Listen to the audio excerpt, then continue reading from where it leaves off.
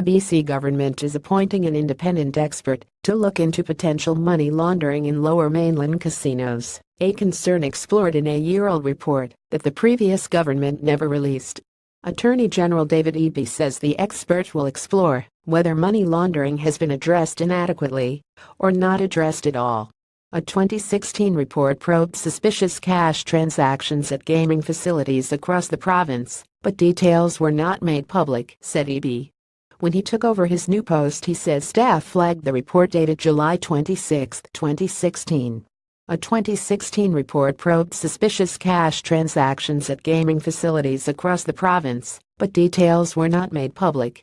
CBCI received a series of briefings that caused me to believe that our province could do more to combat money laundering at BC casinos, he said.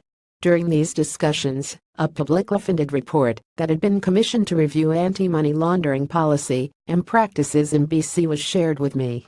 This report makes a series of serious recommendations for reform, which should have been made public at the time the report was complete.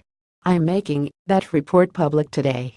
The recommendations in the report include moving to cash alternatives at gaming facilities, refusing unsourced cash deposits over a certain amount, and requiring high-risk patrons to divulge the source of their funds.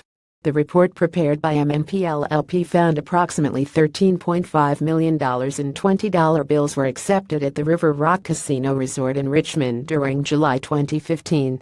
The recommendations in a 2016 report include moving to cash alternatives at gaming facilities and requiring high-risk patrons to divulge the source of their money.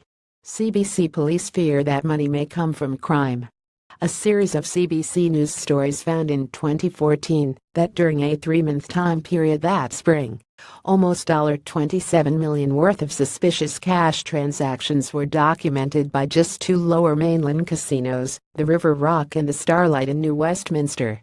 We take our responsibility to manage gaming in our province very seriously and always welcome the opportunity to improve our practices, said BCLC President and CEO Jim Lightbody in a statement. We have zero tolerance for criminals who may attempt to target our business. If there is something more we can do to improve the anti-money laundering efforts in BC, we'll do it. The BC government is launching an investigation to look at whether there is money laundering going on at Lower Mainland casinos. CBC